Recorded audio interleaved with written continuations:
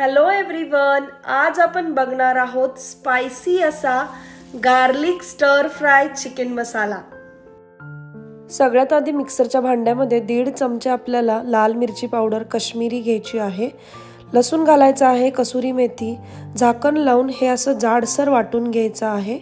बघू शकता तुम्ही इथे मी 1 किलो बोनलेस चिकन घेतला आहे, त्यामध्ये हे वाटलेलं वाटण घालायचं आहे। सोबत घालायचा आहे साठवणीतला मसाला, परत घालायचा आहे हिंग आणि याच्यामध्ये घालायची आहे हळद, व परत आपल्याला यामध्ये घालायचं आहे चवीनुसार मीठ आणि थोडंसं तेल घालून हे सगळं मिश्रण व्यवस्थित एकत्रित करून घ्यायचं आहे। बेसिकली आपल्याला हे मॅरिनेशन करून घ्यायचं आहे। बघू शकता तुम्ही अशा पद्धतीने एकदा का हे छान मॅरिनेट करून झालं का परत याच्यावर आपल्याला 1 टेबलस्पून कश्मीरी लाल मिरची पावडर घालायची आहे। पुढे एका पॅन मध्ये आपल्याला तेल घ्यायचे आणि तेल छान कडून द्यायचं आहे आणि 2 मीडियम साईजचे कांदे मी असे स्लाइस करून घेतले आहे। आपल्याला हा कांदा मस्त फ्राय करून घ्यायचा आहे तेलामध्ये।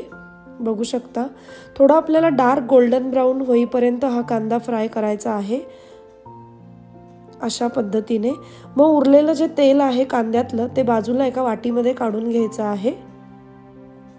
मग घालायची आहेत कढीपत्त्याची पाने यामध्ये आणि मग परत एकदा छान मस्त फिरवून घ्यायचंय आणि मग घालायचंय मॅरिनेट केलेलं चिकन आणि हे चिकन थोडंसं मीडियम टू लो फ्लेम वरती 10 ते 15 मिनिटं असंच फ्राय करून घ्यायचं आहे, जोपर्यंत हे पीस असे श्रिंक होत नाही।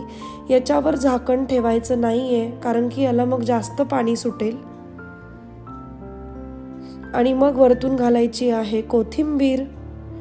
कोथिंबीर घातल्यानंतर परत एकदा मस्त हे सगळीकडनं फ्राय करून घ्यायचं आहे व्यवस्थित तेलामध्ये। बघू शकता तुम्ही अशा पद्धतीने। मग 10 ते 15 मिनिटांनंतर याच्यावर झाकण ठेवायचं आहे 10 मिनिटांसाठी। झाकण काढायचं आहे आणि मस्त वरती गरम मसाला घालायचा आहे त्याच्या 1 टेबलस्पून,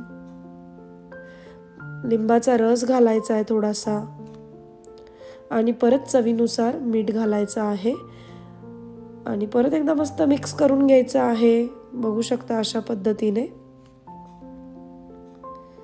काय भारी एकदम टेम्पटिंग दिसतोय ना।